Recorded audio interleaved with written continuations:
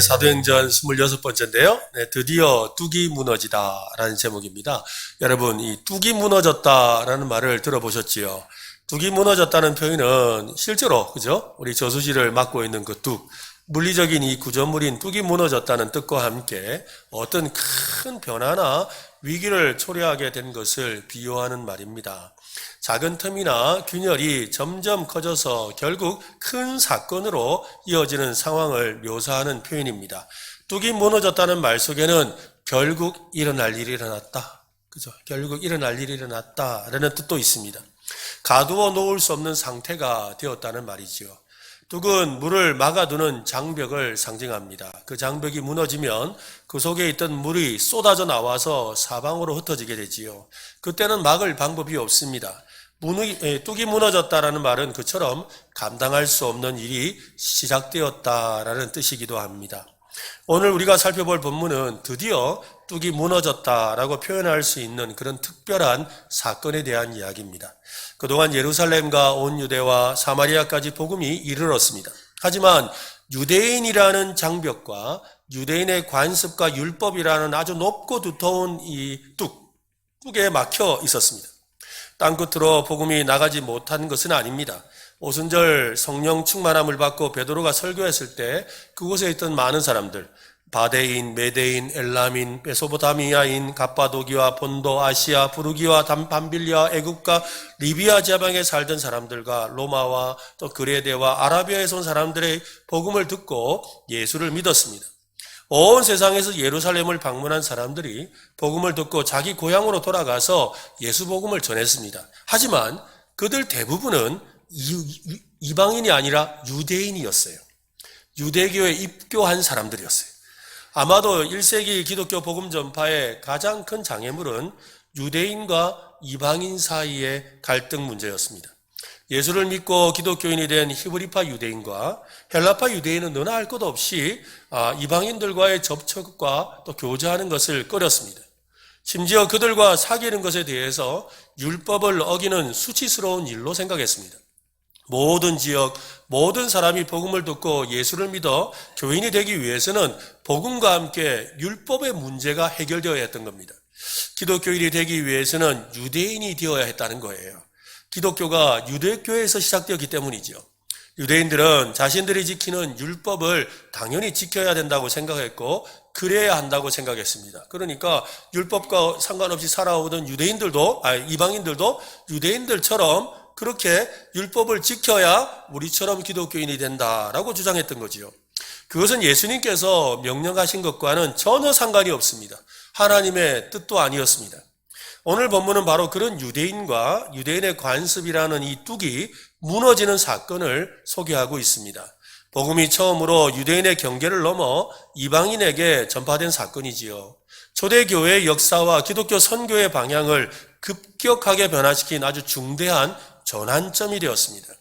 오늘 본문을 시작으로 복음은 모든 민족과 열방으로 퍼져나가는 거대한 물결이 만들어지게 됩니다. 이 가이사랴라는 곳에 고넬료라 하는 사람이 있었습니다. 이 고넬료는 이 백부장이었습니다. 백부장은 로마 군대에서 100명 정도, 100여 명의 군사를 다스리는 장교죠. 우리나라로 하면 중대장님쯤 되는 그 정도의 직책입니다. 그런데 로마가 세계를 정복할 때 이 용맹한 백부장들에 의해서 세계를 정복할 수 있는 가장 앞서서 싸우는 대단한 사람들이지요. 그렇게 용맹하게 싸우는 사람의 대장이 백부장이에요. 그는 로마인이었고 당연히 이방인이었습니다. 거기다 그는 아주 군인이죠. 군인들은 아주 음탕하고 또한 음란하고 또 자기 멋대로 하고 자기 욕심대로 살아가고 또 남들에게 함부로 폭력을 일삼는 그런 사람들로 알려져 있죠. 그런 그 고넬료가 오늘 말씀에서는 이렇게 표현되고 있어요. 2절 말씀을 한번 보세요. 같이 한번 읽어보겠습니다. 그가 경건하여 온 지방과 더불어 하나님을 경외하며 백성을 많이 구제하고 하나님께 항상 기도하더니 고넬료를 경건한 사람이라고 표현하고 있죠. 하나님을 경외하는 경건한 사람이다라고 합니다. 우리는 교회에서 영성이라는 단어를 많이 사용합니다. 그래서 저 사람은 영성이 깊다, 저 사람은 영성이 좋아라고 하죠. 근데 성경을 찾아보면 영성이라는 단어는 어디에도 나오지 않습니다. 이 영성에 해당하는 단어가 바로 경건이에요. 경건. 경건이 바로 그 사람의 영성인 거죠. 믿음을 실천하는 것이 경건입니다. 고넬료에 대해 하나님을 경외하는 경건하는 사람이라고 한 다음에 백성을 많이 구제하고 하나님과 항상 기도했다라고 합니다. 이 경건에는 반드시 이 두 가지가 드러나야 돼요. 이 두 가지가 뭡니까? 따라합시다. 기도와 구제.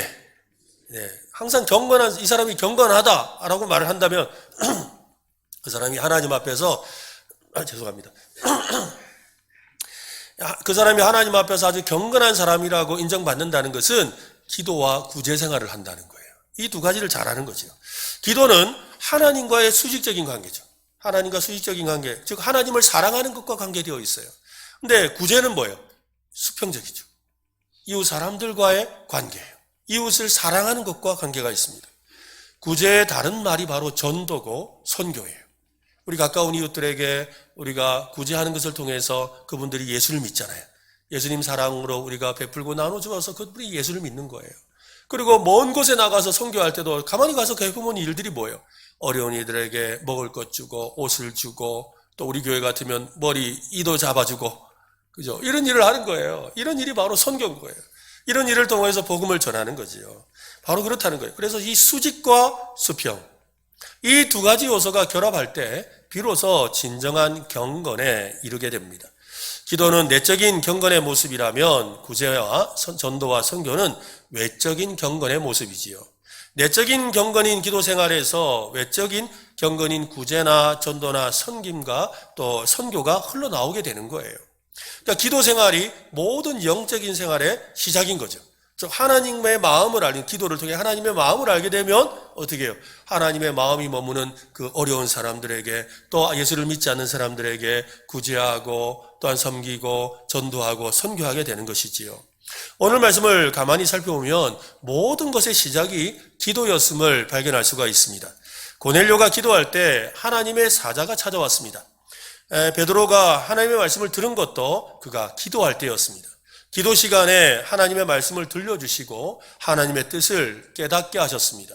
그런데 이 기도와 관련해서 오늘 특별한 표현이 오늘 2절에 있거든요. 2절을 다시 한 번 더 여러분 읽어봅시다. 시작. 그가 경건하여 온 지방과 더불어 하나님을 경외하며 백성을 많이 구제하고 하나님께 항상 기도하더니 이 고넬료가 어떻게 기도했다고요? 항상 기도했다. 하나님께 항상 기도했다고 합니다. 여러분, 항상 기도한다는 말은 어떻게 기도하는 거죠? 어떻게 기도하는 게 항상 기도하는 겁니까? 어떻게 기도하면 항상 기도할 수 있죠?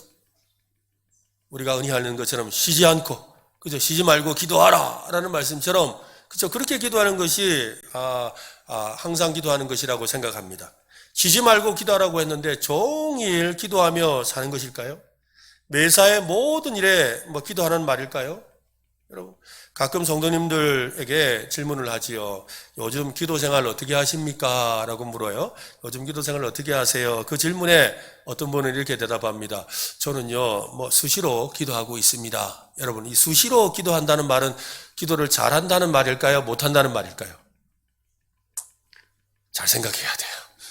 그죠? 수시로 이러니까, 기도는 그죠? 우리가 쉬지 말고 언제라도 해야 되니까 수시로 기도한다. 굉장히 좋은 말처럼 들려요.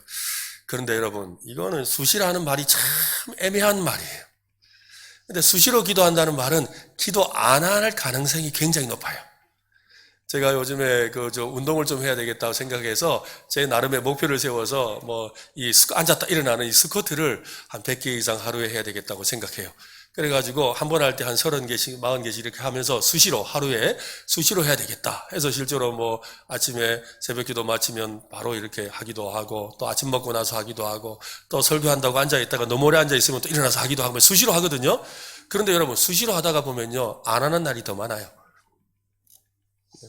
수시라는 말은 굉장히요, 애매한 말이에요. 수시로 하나님을 생각하고 기도할 수 있는 신앙은요, 보통 신앙이 아닙니다. 기독교 역사에 나오는 위대한 성자나 아니면 하루 종일 수도원에서 기도만 하시는 그런 분들이라 할 수 있는 기도의 경지예요. 기도 생활을 제대로 하지 않고 있다는 말을 괜히 쑥스러우니까 배운 건 있으니까 뭐라 그래요? 수시로 뭐 기도합니다. 이러는 거예요. 수시로 기도한다. 여러분, 항상 기도한다는 말은 무슨 뜻일까요? 항상 기도한다는 말은 한번 따라 합시다. 때를 정하고 기도에 힘썼다. 때라는 말은요, 항상 시간과 장소가 포함된 말이죠. 그래서 때를 정하고 기도에 힘썼다는 거예요. 그러니까 항상 그 시간에, 그 장소에서 기도하는 것을 두고 항상 기도한다라고 하는 거죠. 우리도 그렇게 표현하지 않습니까? 그 사람은 항상 그 시간에 가면 기도하고 있어. 그러잖아요. 또 그 사람 항상 그 장소에서 기도해. 한다고요. 그렇게 할 때 그 사람 24시간 그 자리에 앉아 있다는 거 아니잖아요. 그런데 뭐예요? 그 사람 그 시간에 항상 기도해. 그 사람 그 장소 가서 항상 기도해. 그런다고요. 그러니까 어떤 장소, 어떤 시간에 그가 기도하고 있다는 거죠. 우리도 하나님께 항상 기도할 수 있기를 바랍니다. 이를 위해서 자기만의 기도 시간과 장소를 정할 필요가 있는 거지요. 요즘 기도 생활 어떻게 하십니까? 라고 만약에 제가 묻게 될 일이 있거들랑 여러분 이렇게 대답하세요. 한번 따라 합시다. 언제, 어디서 기도합니다. 그러니까 뭐 몇 시에 그죠? 어디서 기도합니다. 이렇게 말하는 게 맞는 거죠. 가리키는 거죠. 저는 아침에 일어나서 침대에서 10분간 기도합니다. 항상 기도하는 거예요.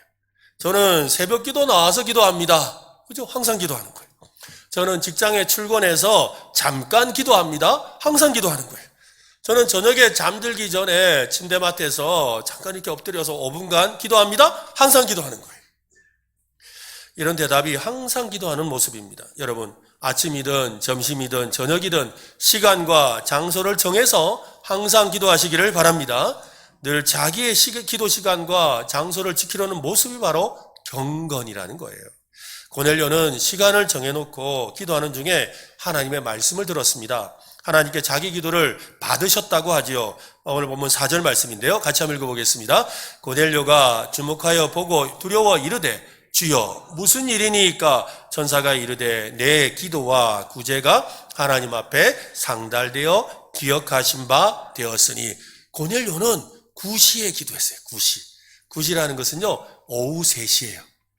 굉장히 뜨겁고 더워서 일도 못하는 그 시간, 남들은 이렇게 잠드는 시간, 낮잠 자는 그 시간에 그런 하나님을 늘 만나는 기도를 했던 거죠. 다니엘도 뜻을 정하고 하나님 앞에 기도했잖아요. 그죠? 시간을 정해서 하나님 앞에 기도했잖아요. 바로 그와 같다는 거예요. 여러분, 내년에 온 교회가 하루에 3번 기도하기를 좀 실천하려고 그래요. 내년에 이제 우리가 333 운동을 하려고 하는데요. 333이 뭐냐면, 성경을 우리 온 성도들이 각자 3독씩 좀 하자. 3독. 나 1독도 못했는데요. 걱정하지 마세요. 그냥 3독 해보는 거예요. 목표니까.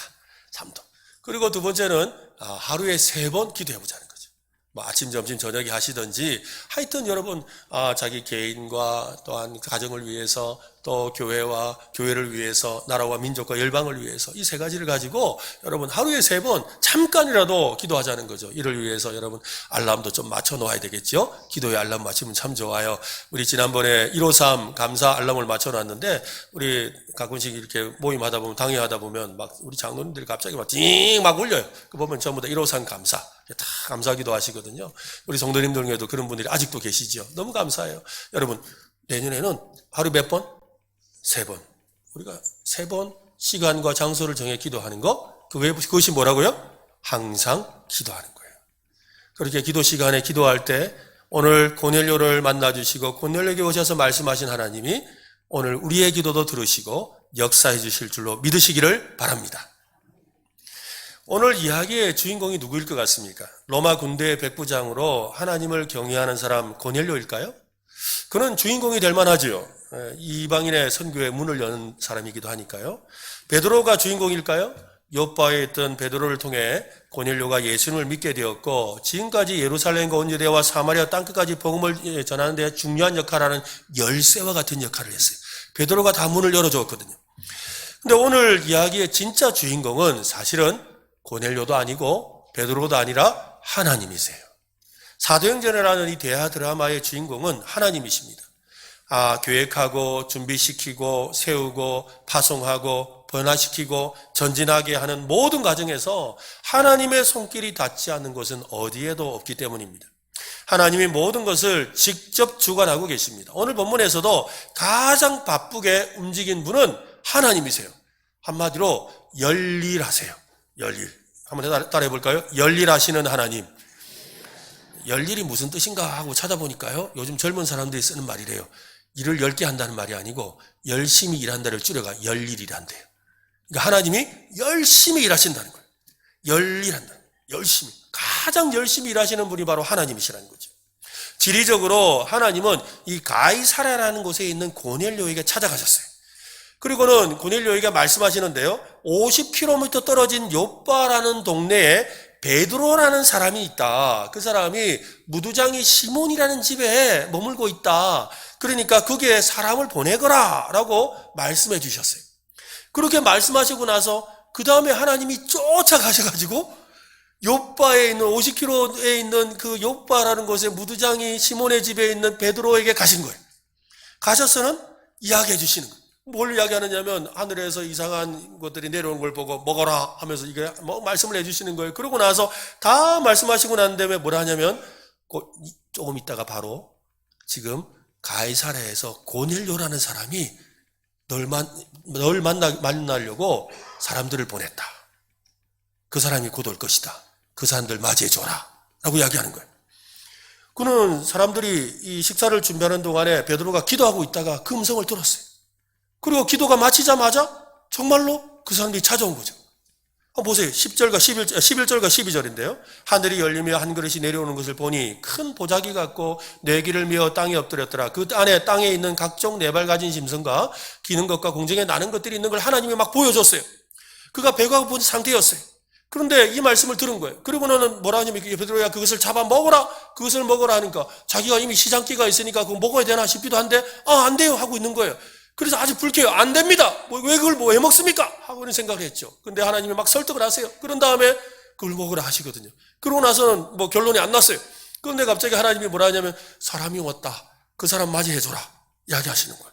그러고 내려갔더니 정말 그 사람들이 있는 거죠. 근데 여러분 생각해 보세요. 하나님께서 사람이 왔다라고 할 때 그 사람들이 오는 시간까지 다 맞춘 거잖아요. 하나님이 얼마나 열심히 일하셨냔 말이에요. 모든 걸 기가 막히게 딱 맞춘 거예요. 하나님은 베드로의 마음과 생각을 이미 알고 계시지요. 오늘 본문 15절과 16절에 보면 또 두 번째 소리가 있으되 하나님께서 깨끗하게 하신 것을 네가 속되게 하지 말라. 이런 일이 3번 있은 후 그 그릇을 곧 하늘로 올려져 가니라. 가져갔어요. 하나님은 베드로를 이제 또 막 설득하세요. 제가 여기서 설득이라는 단어를 계속 쓰고 있는데요. 하나님께서 명령하셨다고 하는 것이 더 맞는 말처럼 보이잖아요. 그죠? 하나님이 무슨 소리? 하라니까? 네, 순종하겠습니다. 이래야 될 것 같은데 하나님이 막 설득을 하신다는 거예요. 여러분, 설득한다는 말이 뭐예요? 여러분, 해! 라고 하면 명령이잖아요. 그죠? 해! 하라고 하면 명령. 근데 해! 하면 뭐가 돼요? 잔소리가 돼요. 그죠? 해! 하면 이거는 명령이에요. 그런데 해라니까 하면 잔소리예요. 여러분, 그래서 저도 잔소리를 잘 하는데 잔소리 집에서 이렇게 잔소리는 여러 번 하면 이게 잔소리가 되는 거예요. 근데 설득이라는 건 뭐예요? 말을 안 들으니까 어떻게 한다는 거예요? 자꾸 설명해 주는 거잖아요. 이게 이래서 그렇고 저래서 그렇고 막 설명하는 거예요. 여러분, 누군가를 설득해 본 적이 있습니까? 설득은요, 보통의 인내와 겸손으로는 어렵습니다. 설득하시는 하나님, 그분이 바로 저와 여러분의 하나님이라는 거예요. 하나님을 얼마든지 해라니까 할 수 있는데 그러지 않으시고 우리를 설득하신다는 거예요. 설득하신다. 하나님은 강요하시지 않으시죠. 윽박지거나 협박하지도 않으시죠. 베드로를 설득하여 하나님의 뜻에 순종하게 하시듯 우리도 설득하고 계세요. 명령하고 강요하는 것은 쉬운 일입니다. 설득은 시간을 요하고 노력이 필요합니다. 하나님을 얼마든지 쉽게 일하실 수 있는 분입니다. 하지만 베드로를 설득하는 어려운 일을 선택하신 거죠. 그것을 하시는 분이 바로 열일하시는 하나님이라는 거예요. 열심히 마음을 돌이키게 하사 일하게 하시는 거예요. 하나님은 고넬료가 보낸 사람들이 도착하기 전에 베드로를 설득해야 했습니다. 하나님이 하시는 일에 한치의 오차도 없이 일하셨어요. 절묘한 거죠. 17절 말씀 한번 읽어보겠습니다. 시작. 베드로가 본 바 환상이 무슨 뜻인지 속으로 의아해 하더니 아침 고넬료가 보낸 사람들이 시몬의 집을 찾아 문 밖에 서서 우리는 되어가는 일을 보느라고 정작 중요한 것을 놓칠 때가 있어요. 바로 하나님을 놓치는 겁니다. 하나님을 봐야 돼요. 일하시는 하나님을 봐야 되죠. 세상을 구원하시기 위해 쉬지 않으시는 하나님을 봐야 합니다. 여러분, 세상을 구원하는 일은 누구의 일입니까? 누구의 일이죠? 하나님의 일이에요. 온 땅에 복음을 전파하는 일은 누구의 일입니까? 하나님의 일이에요. 교회를 세우고 성장시키는 일은 누구의 일이에요? 하나님의 일이에요. 다 하나님의 일이에요. 모든 것은 하나님의 일입니다. 하나님의 일이라는 말은 하나님이 일하신다는 말이에요. 하나님은 쉬지 않고 일하십니다. 지금도 일하고 계십니다. 믿음은 보이지 않는 것을 보는 거잖아요. 여러분, 보이지 않는 뭘 봐야 돼요? 믿음으로 우리가 보이지 않는 뭘 봐야 될까요? 보이지 않으시는 하나님을 보는 거예요. 그래서 우리가 이렇게 찬양하잖아요. 주위를 둘러보면 아무도 없는 듯 믿음의 눈을 들면 보이는 분 계시네. 지금도 내 안에서 역사하고 계시는 사망과 어둠의 권세 물리치신 예수님.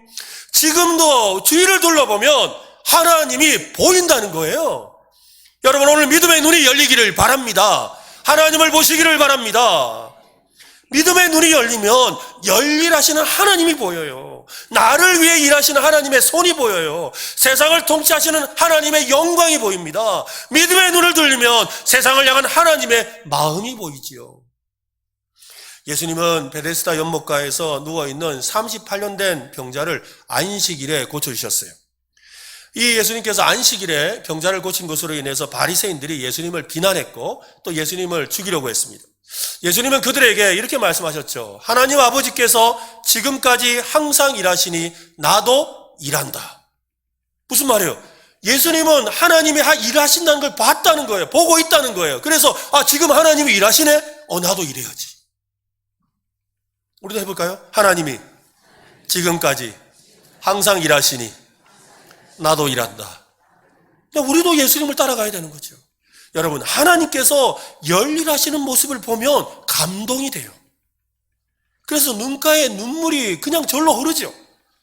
우리 지난번 우리 새가족 간증회 할 때 여러분 생각해 보세요. 나와서 간증하시는 거 듣는데 눈물 안 흘리셨어요? 그죠? 뭐 슬픈 이야기 한 것도 아니잖아요. 그죠? 막 너무 마음이 기쁜데 눈에 눈물이 가득해. 왜? 감동의 눈물이잖아요. 왜? 그 사람들이 뭘 잘 살아서 그런 거예요? 아니잖아요. 뭐가 보였기 때문에. 뭘 보셨어요? 뭘 보시고 여러분의 눈가에 눈물이 이렇게 오였냐고요? 뭘 봤냐고요? 하나님이 보인 거잖아요. 그 사람을 통해 일하시는 하나님이 보인 거잖아요. 우리가 이 교회에서 봉사하고 섬기던 중에, 그죠? 보다 보면 뭐예요? 하나님이 보이는 거예요. 그러니까 뭐예요? 마음의 감동이 되는 거죠. 그래서 그 하나님의 일하시는 걸 보면서 마음의 감동이 돼서 벅차오르는 그 일로 인해서 어떻게 해요? 하나님과 함께 일하고 싶어지는 거예요. 교회 봉사하면서 하나님이 안 보이고 사람만 보이니까 연말 되면 어떻게 해요? 야야 하지 말자. 그 사람 때문에 하지 마라. 아이고 그거 뭐 힘들다 하지 마라. 뭐 고생한다 하지 마라. 뭐예요? 하나님 못 본 거예요, 여러분. 그런데 작은 일을 하면서, 그죠? 조그마한 일이지만 그 일을 통해서 하나님이 보이면 어떻게 해요? 야, 이거 너무 좋은 일이다. 너무너무 기쁘다. 너무너무 하나님 기뻐하신다. 그러니 어떻게 해요? 그 일을 하고 싶어지는 거잖아요. 오늘 여러분의 눈에 믿음의 눈이 열리기를 바랍니다. 하나님이 보이기를 바랍니다. 하나님의 일하심을 먼저 보는 눈이 있어야 하는 것이지요. 오늘 베드로는 하나님의 뜻과 계획을 완전히 이해한 것 같지는 않습니다. 이 말은 그가 완전히 설득되지 않았다라는 거예요. 왜? 설득은 이해가 되었다는 말이거든요. 이해를 시키려고 하는 거거든요. 그는 완전히 설득되지 않았어요. 하지만 설득보다 더 강력한 경험을 했죠. 감동되었던 것입니다. 하나님의 일하시는 모습에 감동되었습니다. 베드로는 그 하나님께 감동되어서 찾아온 이방인들을 맞이하고 함께 하루를 보내고 하나님의 일에 동참하기 위해 고넬료를 만나러 갔던 겁니다. 사실 설득은 우리를 움직이게 하는 힘이 되지를 못합니다. 설득보다 감동이 우리를 움직이게 하지요. 하나님은 지금도 일하고 계십니다. 우리 교회를 통해 일하고 계십니다. 여러분, 우리 교회가 지금 하나님 일하는 게 안 보이세요? 나는 보이는데. 여러분, 이렇게 코로나가 끝나고 우리 교회를 이렇게 하나님이 사랑하셔서 이렇게 만들어 가시는 게 안 보이세요? 이 표정들은 보인다는 표정이죠? 아멘 좀 하세요. 진짜 보이는 분만 아멘 하세요. 네, 여러분, 이 하나님의 일하시는 걸 보면서 그거 보면서도 아유 안 할란다 이러면 어떻게 해요? 여러분, 바람 불 때 돛을 올려야지.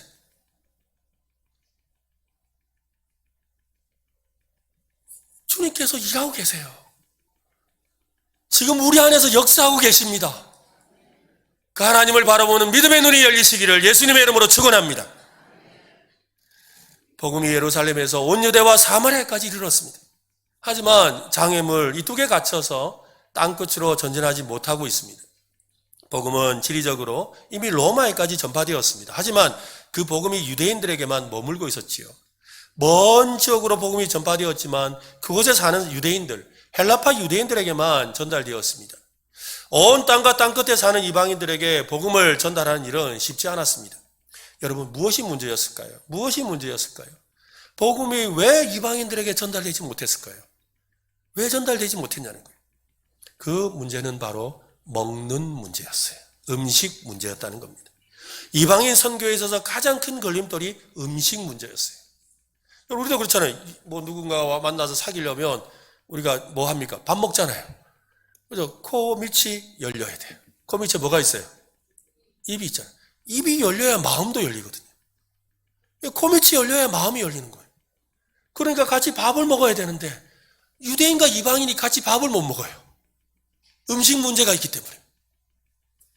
유대인과 이방인이 서로 교제하려면 같은 음식을 먹어야 되는데 음식을 먹는 것과 관련된 율법의 문제가 딱 걸려 있었던 거예요. 베드로는 날 때부터 유다인이었습니다. 유대 음식법을 한 번도 어긴 적이 없어요. 베드로는 환상 중에 잡아 먹으라 하는 말씀을 들었어요. 그 말씀은 율법을 어기고 변절하라는 말씀처럼 들렸습니다. 그래서 하나님의 지엄한 말씀인데도 안 됩니다. 나는 이렇게 해본 적이 없습니다. 라고 말했던 거예요. 여러분, 다니엘과 그의 친구들을 아시죠? 다니엘과 그의 친구들이 바벨론의 포로로 잡혀갔습니다. 그들은 바벨론의 포로로 잡혀가서 그들이 자신들의 이름들이 바뀌어버리죠. 그래서 이 다니엘도 바벨론식 이름인 벨드사살. 그래서 다니엘, 하나님을 찬양하는 이름, 엘이는 하나님을 찬양하는 거잖아요. 그런데 그의 이름이요, 벨드사살, 벨이라는 신을 찬양하는 사람으로 바뀐 거예요. 이름이 하나님 찬양하는 사람에서 벨을 찬양하는 사람으로 이름이 바뀌었어요. 얼마나 엄청난 일이에요. 근데 거기에 대해서 자기가 목숨 안 걸어요. 이름 바꾼 것에 대해서 아무렇지도 않아요. 그런데 그가 이 한 가지만은 목숨을 걸어요. 뭐예요? 왕의 진미를 먹지 않겠다는 거예요. 왕의 진미와 포도주는 단호하게 거절했어요. 바벨론의 음식을 거부한 거예요. 여러분, 다니엘서 1장 8절 한번 보세요. 같이 한번 읽어보겠습니다. 시작.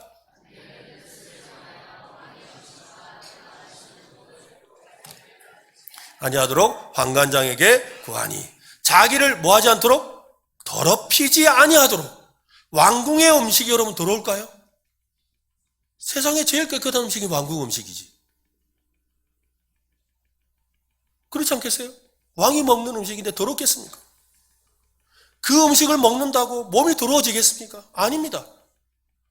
왕궁 음식은 왜 그가 그렇게 표현할까요? 우상에게 바쳐진 음식이기 때문에. 음식을 거부하는 것은 자신의 마음을 정결하게 하는 것이라고 믿었던 거예요. 정결한 삶은 먹는 것에서 드러나야 하기 때문이라고 생각한 거죠. 우상에게 바쳐진 음식을 거부함으로 자신의 신앙을 지키려고 했던 겁니다. 바로 그런 이유로 베드로는 부정한 짐승으로 음식을 만들어서 먹는 것을 거부했습니다. 유대인으로서 철저히 율법을 지키려고 했던 겁니다. 그런데 여러분, 그 율법은 누구에게 주어진 거죠? 유대인들에게 주어진 거예요. 이방인들에게 주어진 게 아니에요. 이스라엘에게 주어진 거예요. 모세의 율법이잖아요. 하나님은 환상을 통해서 베드로에게 있는 이 장애물을, 이 뚝을 제거하기를 원하셨어요. 베드로에게 있는 이방인에 대한 부정적인 생각과 태도를 깨닫기를 원하셨어요. 부정한 음식은 구원받을 수 없는 이방인을, 거룩한 음식은 이스라엘을 의미했어요. 그러니까 이 부정한 이 짐승을 잡아서 먹으라 이 말은 무슨 말이냐면 음식을 받아들이라는 거잖아요. 내 입에 넣으라는 거예요. 여러분 우리가 의심하면 안 먹어요. 그렇잖아요. 이거 보고 상한 것 같은 느낌이 들면 손도 안 돼요. 그죠? 또 이게 뭐 정체불명의 음식 보면 뭐야? 안에 많이 드세요 하고 안 먹어요. 그런데 그것을 받아들이라는 거예요. 그러니까 이방인을 받아들이라는 거예요. 부정하게 생각하지 말고 받아들이라고 말씀하시는 거예요. 그러면서 하나님이 뭐라 그래요? 하나님이 깨끗하게 하신 것을 네가 속되다고 하지 말라. 하나님이 깨끗하다고 말씀하셨다는 거예요. 그 말씀은 모든 이방인도 예수 그리스도의 피를 통해서 구원받고 하나님의 백성이 된다라는 말씀이지요. 율법의 핵심은 하나님께 순종하는 삶에 있습니다. 율법보다 하나님께 순종이 먼저입니다. 하나님은 이방 선교를 위해 장벽을 허물라고 하셨어요. 공교롭게도 베드로가 지금 머물고 있는 것은 욥바입니다. 여러분 욥바라는 이 도시는요 좀 특별한 도시예요. 왜냐하면 구약 성경 요나서에 보면 요나가 하나님으로부터 메시지를 듣죠. 그리고는 자기 민족의 원수와 같은 아수르의 니느웨 성에 가서 회개 메시지를 전하라 그래요. 근데 왜 회개 메시지를 전하라고 하는데 요나는 되게 싫었어요. 하기 싫었어요. 그래서 안 갑니다. 이러고는 그가 하나님의 말씀에 순종할 수 없다는 걸 알기 때문에 불순종하기 위해서 다시스로 가는 배를 타려고 하죠. 다시스로 가는 배를 타기 위해서 갔던 곳이 욥바예요. 욥바는 불순종을 상징하는 도시예요. 어떤 불순종? 이방 선교에 대해서 거부하는, 이방을 향한 하나님의 메시지를 전하는 그 복음을 전하지 않겠다고 거부했던 불순종을 상징하는 도시예요. 그 도시에 지금 누가 있어요? 베드로가 있어요. 그리고 그 베드로는 그곳에서 하나님의 말씀에 순종함으로 이방 선교가 시작되는 거예요. 베드로는 믿음으로 순종합니다. 오늘 본문 뒤에 있는 28절 말씀인데요. 같이 한번 읽어보겠습니다. 이르되 유대인으로서 이방인과 교제하며 가까이 하는 것이 위법인 줄을 너희도 알거니와 하나님께서 내게 지시하여서 아무도 속되다 하거나 깨끗하지 않다 하지 말라 하시기로. 하나님께서 말씀하신 것은 율법을 어기는 문제가 아니라 하나님의 계획과 말씀에 순종하라는 것이었어요. 이 베드로가 이것을 순종함으로 말미암아 우리도 예수 믿게 되었어요. 아멘? 그리고 우리가 예수 믿고 다행히 율법을 안 지켜도 돼요. 율법을 안 지키는 게 얼마나 다행인 줄 아세요? 그 맛있는 돼지고기를 마음껏 먹을 수 있어요. 김치찌개에 돼지고기 넣을 수 있어요. 만약에 이 사건이 없었다면 우리 돼지고기 못 먹어요.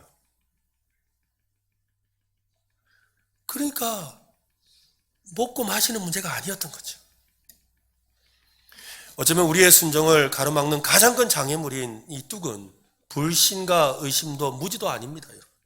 전통과 문화라는 뚝이죠. 전통과 문화는 진리가 아닙니다. 진리로 말미암아 파생된 유산에 불과하죠. 문화와 전통은 여러분 고수하는 것이 아니라 재해석되고 변화되어야 빛을 발해요. 또 쉬운 예를 하나 들까요? 어떤 집이 한 40년째, 50년째 아주 식당을 하고 있어요. 근데 운전성시를 이루어요. 여러분 그렇게 할 수 있다는 건 그 집이 40년, 50년 동안 맛을 고수했기 때문일까요? 아닙니다, 여러분. 착각하지 마세요. 여러분이 만약에 그 집에 40년 전에 먹어본 적이 있고 오늘 가서 먹는다면 이 맛 아닌데 할 거예요. 왜냐하면 그 식당이 40년, 50년을 유지하기 위해서 끊임없이 조금씩 그 시대의 사람들의 맛에 기호에 맞게 바꾸며 왔어요. 그러나 기본은 안 바뀌었죠. 근데 그걸 조금씩 바꿔왔기 때문에 40년, 50년 가는 거예요. 근데 어떤 집은 그때 당시 엄청 잘 됐는데 사람이 팔이 날려요. 저도 그런 집들 가봐요. 가서 먹어보면 그때 그 맛이에요. 근데 먹기 싫어요. 맛은 그 맛이 맞아요. 그런데 안 먹고 싶어요. 제가 뭘 말하는지 아시겠습니까?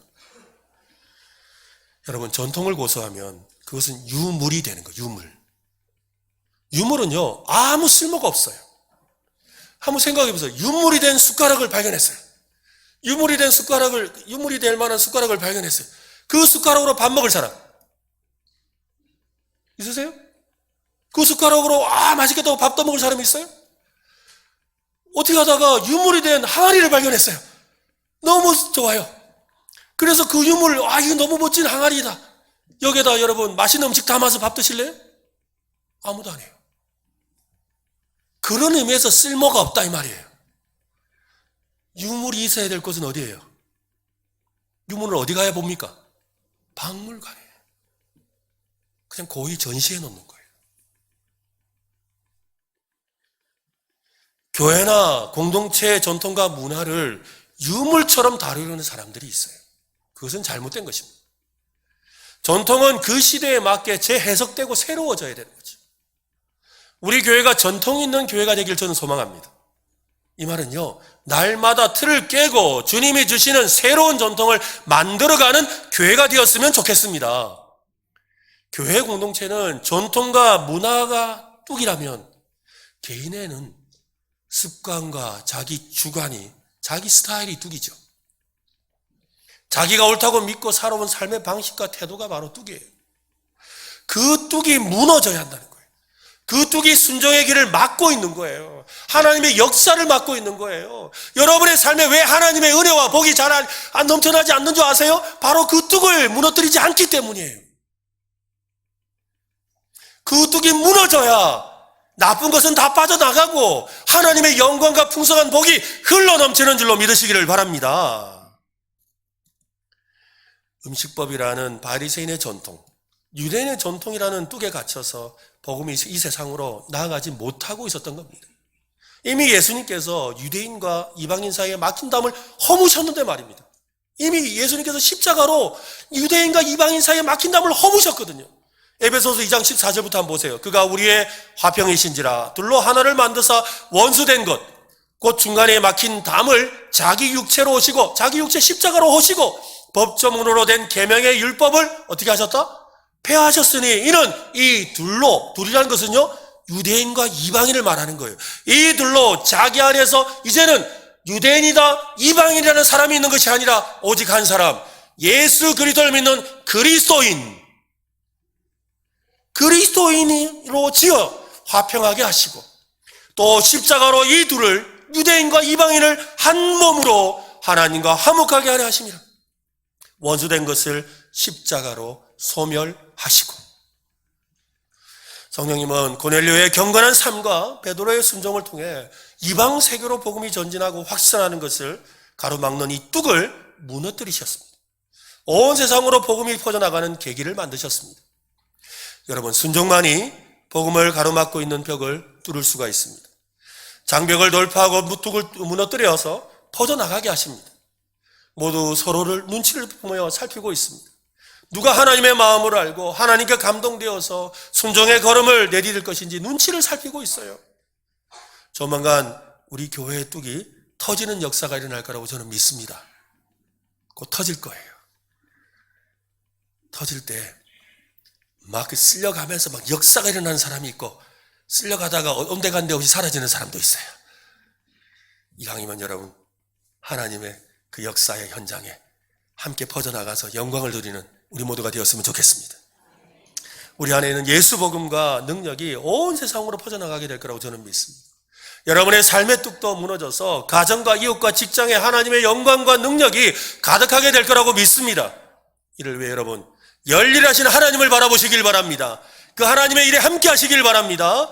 그 하나님을 바라보기에 기도하시기 바랍니다. 그리고 그 말씀 앞에 우리 자신을 내어놓고 순종의 걸음을 걸어가는 오늘 저와 여러분 되시기를 예수님의 이름으로 축원합니다.